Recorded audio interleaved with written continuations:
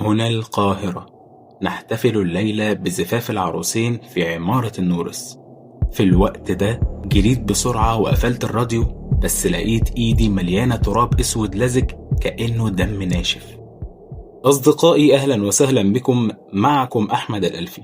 وقبل ما نبدأ ما تنسوش تصلوا على النبي صلى الله عليه وسلم وتدعوا لإخواننا، ما زالت المحنة مستمرة، ربنا يفرج كربه. أحمد دكتور في الجامعة وبالتحديد في قسم علم النفس، بس اهتمامه الحقيقي مش في المحاضرات والامتحانات والطلبة اللي بيشخبطوا في الكشاكيل.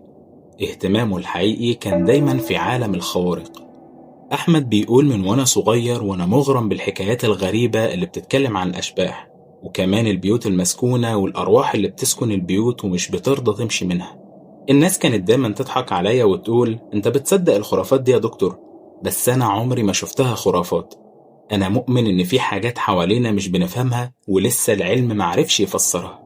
في يوم عادي جدا كنت قاعد في مكتبي، النور ضعيف والجو حر والدنيا هادية إلا من صوت المروحة اللي بتزن. فجأة لقيت ظرف قديم على المكتب. الظرف مش شبه أي ظرف شفته قبل كده، لونه مصفر كأنه متخزن من سنين، وعلى ظهره ختم شمع أحمر مشقوق. فتحت الظرف لقيت جواه ورقة مكتوب عليها بخط متعرج: يا دكتور أحمد، لو عايز تثبت للعالم إنك على حق، في مكان هيثبت لك كل اللي بتدور عليه. عمارة قديمة في قلب المدينة، عمارة الكل بيهرب منها، تعالى قبل فوات الأوان. ومضى باسم غريب جدا: الساكن الأخير. طبعا الرسالة دي بالنسبة لي كانت مش مجرد دعوة، دي كانت حلم عمري. أنا طول الوقت بدور على فرصة زي دي، إن أشوف ووثق وأثبت إن الخوارق دي حقيقة مش أوهام. في نفس الليلة وأنا قاعد بفكر في الكلام ده، لقيت نفسي بكتب العنوان اللي في الورقة: الإسكندرية، محطة الرمل، عمارة قديمة اسمها عمارة النورس. وبس كده القرار اتاخد. قبل ما أسافر حكيت لزميلي محمود اللي بيشتغل معايا في الكلية، لقيته فجأة بيقول لي: أنت اتجننت؟ إيه اللي يوديك هناك؟ قلت له وأنا بضحك: دي فرصتي يا محمود، طول عمري بدور على الظواهر دي، يمكن ألاقي اللي يثبت كلامي. رد محمود: طب افرض إنك لقيت ودفعت حياتك تمن الإثبات ده. ساعتها سكت، بس أنا من النوع اللي الفضول عنده بيغلب الخوف. الليلة دي أنا معرفتش أنام، لأني كنت متحمس بشكل هستيري. تخيل كده إنك طول عمرك بتقرأ عن بيت مسكون وفجأة حد يقولك اتفضل الباب مفتوح. شلت شنطتي الصغيرة وجهزت الكاميرا وكشاف قوي ومسجل للصوت، وطلعت على أول قطر الصبح متجه للإسكندرية. الجو وقتها كان غريب والسكة كانت طويلة والقطر حاسه بيتمخطر، وأنا ماسك الورقة وببص على العنوان كأني بحفره في دماغي. في الوقت ده الناس حواليا كانوا إما نايمين أو ساكتين، وأنا عقلي مشغول باللي ممكن ألاقيه. كل ما أقرب من اسكندرية كان عندي إحساس غريب، كأن في حد مستنيني. وصلت قبل المغرب والجو كان ساكن وفي حالة خمول. لون السما كان مصفر والبحر من بعيد عامل صوت هادي كأنه بيتنفس. سألت كام واحد عن العمارة، وأغلبهم أول ما يسمع الاسم وشهم يتغير وبقوا يسألوني: أنت رايح هناك ليه يا أستاذ؟ ده مكان مش ولا بد. وفي اللي كان بيقول لي سيبك من وجع الدماغ، العمارة دي ملهاش أصحاب. وأخيرا وصلت، وأنا واقف قدامها حسيت بحاجة تقيلة على صدري. الإحساس ده اللي يخليك مش عايز تخطي خطوة لقدام. لكن زي ما قلت لك، أنا أحمد، الراجل اللي عاش عمره كله بيدور على اللحظة دي. ابتسمت بخبث وقلت لنفسي: تمام، اللعبة ابتدت. وقفت قدام عمارة النورس، مبنى قديم متشقق كأنه طالع من رواية رعب. الشبابيك مكسورة والستاير المهلهلة بتتحرك مع الهوا وكأنها عاملة زي ايدين بيشاورولي: ارجع يا أحمد، ارجع قبل ما تتورط. بس طبعا أنا مرجعتش، الفضول كان أقوى من أي إحساس خوف. وأنا واقف ببص على العمارة لقيت راجل عجوز قاعد على كرسي خشب قصاد البوابة، لابس جلابية رمادي قديمة وبيشرب شاي في كوباية مشروخة. بصلي بنظرة طويلة وقال: انت شكلك مش من هنا يا أستاذ. قلت بابتسامة وأنا بحاول أبان عادي: أيوة، أنا من القاهرة، كنت بسأل على عمارة النورس. قطعني في الكلام وهو بينفخ دخان سيجارته: عمارة إيه؟ العمارة دي ما تقولش اسمها كده، دي عمارة ملعونة ومحدش عاقل بيقرب منها. ابتسمت ابتسامة صغيرة وأخدت كراسة الملاحظات من جيبي وكتبت بسرعة: شهادة أولى، العمارة ملعونة. في الوقت ده سألته هو إيه اللي حصل فيها؟ هز راسه وقال ناس كتير سكنت فيها وكلهم مشيوا إما على رجليهم هربانين يا إما على النعش. بيبقوا قاعدين في العمارة وفي ليلة من الليالي النور بيطفي والأصوات المخيفة بتبدأ واللي بيشوف ما بيرجعش زي ما كان. قررت ما طولش في الكلام وشكرت الراجل ورحت ناحية البوابة بتاعت العمارة تقيلة ومليانة صدى كأن العمارة مبنى معمول من مئات السنين. ولما دخلت لقيت مدخل العمارة طويل وشكله مخيف، الحيطان متشققة واللون الأصفر القديم متقشر والأرض متغطية بطبقة تراب تخليك تحس إن محدش دخل هنا بقاله سنين. وصوت خطواتي كان بيرن كأني ماشي في سرداب، والأغرب إن حسيت بريحة بخور قديم، حاجة بين العود والريحة اللي بيستخدموها في الجنازات. وبعدها بدأت أطلع السلم. في بداية السلم وأنا لسه بطلع سمعت باب في الدور الأرضي بيتفتح. طلعت ست كبيرة في السن لابسة إسدال أسود ووشها مصفر كده وباين عليها المرض.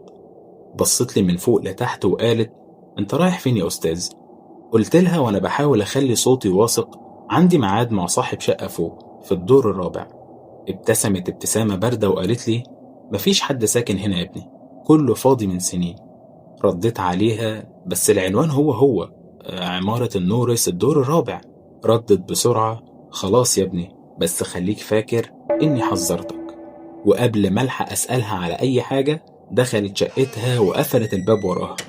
طلعت السلم بخطوات بطيئة، كل دور أعدي عليه ألاقي الأبواب مقفولة بإقفال مصدية، وورق قديم لازق على الحيطان مكتوب عليه إعلانات من أيام السبعينات.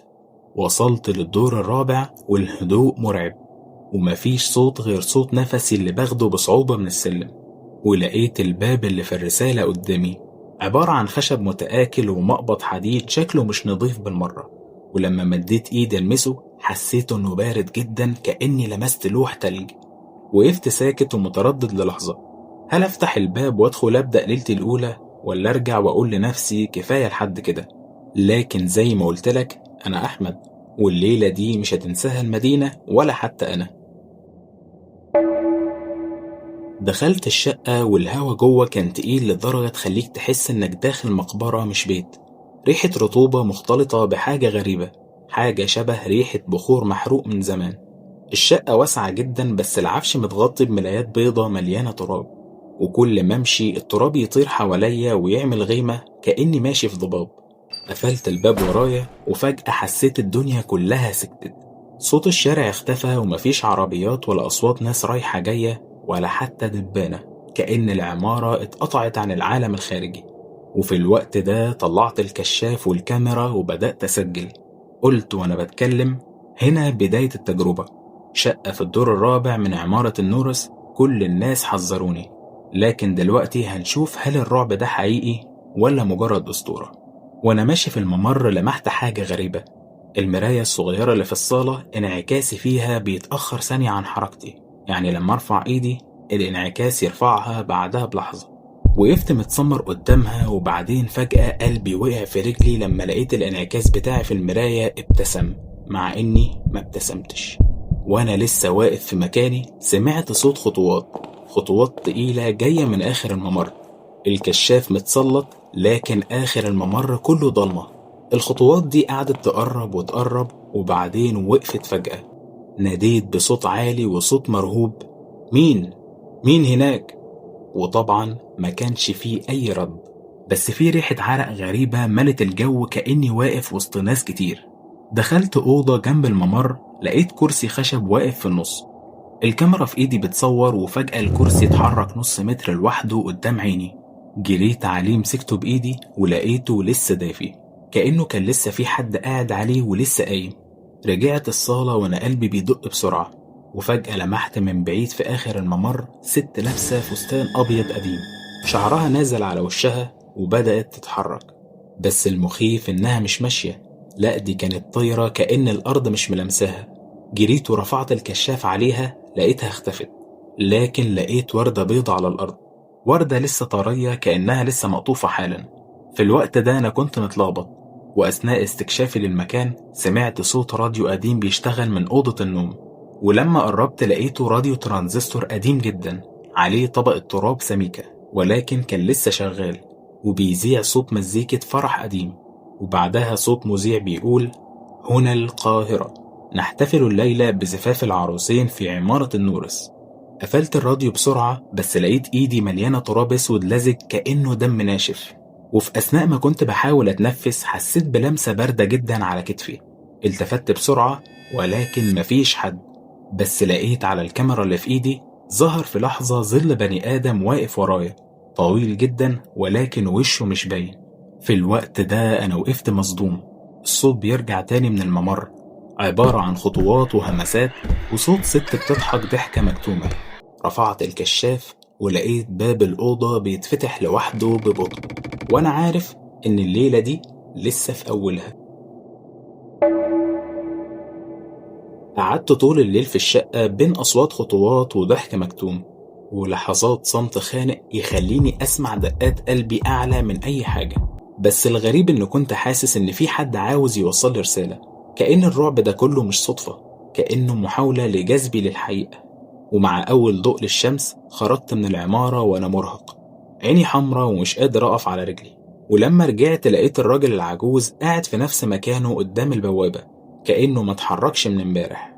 قعدت جنبه وقلت له إني قضيت ليلة جوه، بس حصلت حاجات مش منطقية، وسألته مين اللي سكن هنا قبل كده.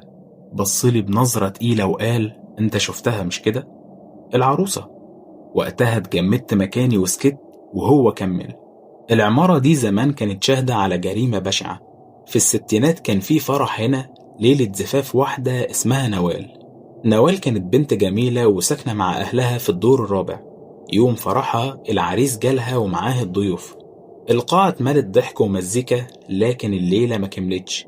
العريس اختفى فجأة وسط الفرح، وبعدها بساعات لقوا جثته في البدروم، جسمه متقطع بطريقة محدش عرف يفسرها.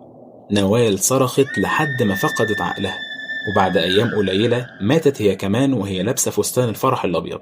بلع ريقه وكمل: من يومها والناس بتشوفها، بتيجي كل ليلة تدور على عريسها وتستنى اللي يخش الشقة اللي فوق، وكل اللي دخلوا هناك شافوها.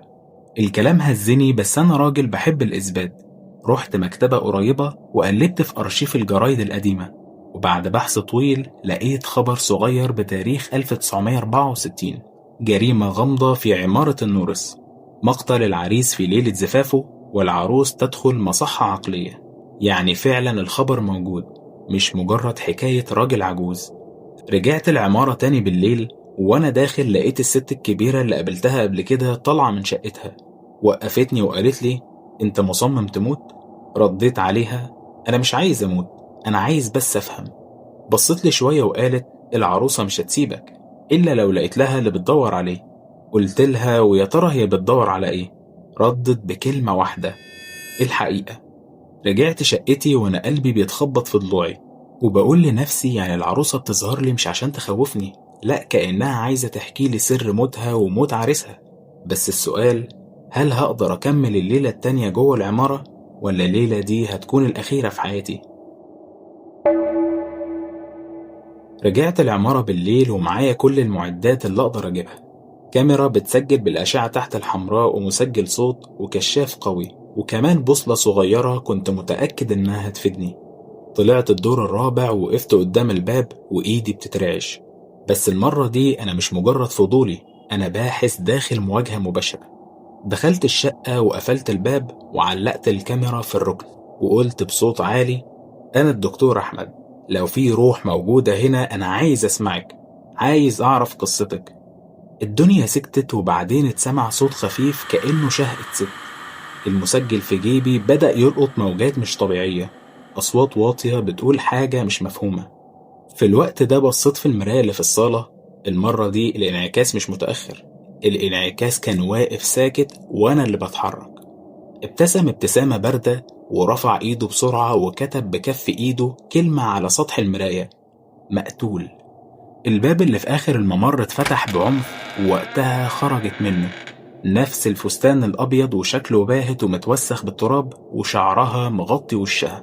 كانت بتتحرك بسرعة المرة دي، مش زي الحركة البطيئة اللي كانت بتحصل في أول ليلة، وكانت جاية عليها بخطوات تقيلة وبتدوس على الأرض كأنها بتكسرها. رفعت الكشاف في وشها وأنا خايف، وشفت العيون، مش عيون بني آدم، عيون سودة فاضية كأنها بير، وصرخت صرخة خلعت فيها قلبي من الخوف، والإزاز كله في الشقة اتكسر مرة واحدة. وفي الوقت ده الراديو القديم اشتغل لوحده تاني، بس المرة دي كان فيها صوت راجل بيصرخ: سيبوها سيبوها، أنا ما عملتش حاجة. وبعدها صوت خبط وعياط. فهمت وقتها إن العريس مات مقتول، وما كانش حادث غريب، ولكن الجريمة دي في حد كان وراها. طلعت البوصلة ووجهتها ناحية الممر. الإبرة بدأت تلف بشكل هستيري، والمسجل فجأة بقى صوته أوضح، وبيطلع منه صوت بيقول: ساعدني ورجع لي حقي. فجأة النور اتطفى والضلمة حواليا، ومفيش غير صوت أنفاسي المتقطع. حسيت بلمسة تقيلة على إيدي وعروقي كأنها بتتجمد. صوتها كان قريب جدا من وداني: لو مشيت مش هسيبك، لازم تعرف مين اللي قتلني. وبعدها النور رجع فجأة. لقيت نفسي واقف لوحدي، بس الوردة البيضة اللي لقيتها في الليلة الأولى دلوقتي بقت حمرة مليانة دم. وبدأت أسأل نفسي: هل المواجهة دي كانت تحذير، ولا دعوة علشان أكمل واكشف القاتل الحقيقي؟ قعدت على الأرض في نص الصالة، والوردة البيضة اللي في إيدي دلوقتي كلها دم. المسجل لسه شغال والصوت بيتكرر: رجع حقي، رجع حقي. اليوم اللي بعده رحت دار المحفوظات في اسكندرية، ودورت في سجلات الشرطة سنة 1964. لقيت ملف صغير متآكل مكتوب على الغلاف: حادثة عمارة النورس. جوه الملف لقيت صورة لجثة العريس متعور بطريقة وحشية، وتقرير الطبيب الشرعي بيقول إن الموت كان بسبب ضربات متكررة بآلة حادة. ولقيت ملاحظة بخط المحقق: الفاعل مجهول، ولكن الشبهات حول أحد الأقارب، ولم يتم إثبات التهمة. وفي الوقت ده فهمت: الجريمة مش مجرد حادث غامض، دي كانت جريمة قتل متعمدة. رجعت العمارة بالليل، لقيت الراجل العجوز واقف مستنيني. في الوقت ده قلت له: انت عارف الحقيقة، وعارف ان العريس اتقتل. ابتسم ابتسامة باهتة وقال: الليلة دي لو فضلت هتعرف اكتر. وراح سايبني ومشي جوه الضلمة وكأنه بيرشدني للمصير. وفي الليلة دي دخلت الشقة تاني. كانت الدنيا هادية بشكل مش طبيعي، وفجأة ظهرت لي للمرة التالتة نوال العروسة. بس المرة دي وشها كان واضح، وكان جميل لكنه متشقق. بصت لي بعين كلها دموع وقالت: اللي قتل عريسي كان من دمي. وفجأة اختفت وسابتني في دوامة. في الوقت ده أسئلة كتير بتدور جوا دماغي: يا ترى مين قصدها؟ أبوها ولا أخوها ولا يمكن قريب تاني؟ الملف اللي أنا شفته ما جابش سيرة، وهي مشيت من غير ما تكمل لي. وبعدها خرجت من العمارة، وأنا خارج الكشاف وقع من إيدي، ولما انحنيت علشان أرفعه لقيت نفس الكلمة اللي شفتها على المراية مكتوبة بالدم على الحيطة: مقتول. رفعت راسي ولقيت الباب بيقفل لوحده ورايا، والضلمة بتبلع المكان من تاني. في الوقت ده أنا خرجت من العمارة، لكن روحي لحد دلوقتي محبوسة جواها. كل ما أقفل عيني بالليل أسمع صوتها وهي بتقولي: رجع حقي، رجع حقي. وكل ما أشوف وردة بيضة ألاقيها بتتحول للون الدم. سيبولنا رأيكم في التعليقات، وعرفونا يا ترى حابين نروح العمارة تاني مع بعض ونكتشف مين اللي قتل جوزها وأنهى حياتها، ولا نقفل الدفتر لحد كده. وبس كده بتنتهي قصتنا النهاردة. وقبل الختام ما تنسوش تدعمونا بلايك واشتراك في القناة علشان يوصل لكم كل قصة جديدة وكل غموض جديد. همتكم معانا أصدقائي علشان نوصل الفيديو ده لأكبر عدد ممكن. وفي الختام، سبحانك اللهم وبحمدك، أشهد أن لا إله إلا أنت، أستغفرك وأتوب إليك، والسلام عليكم.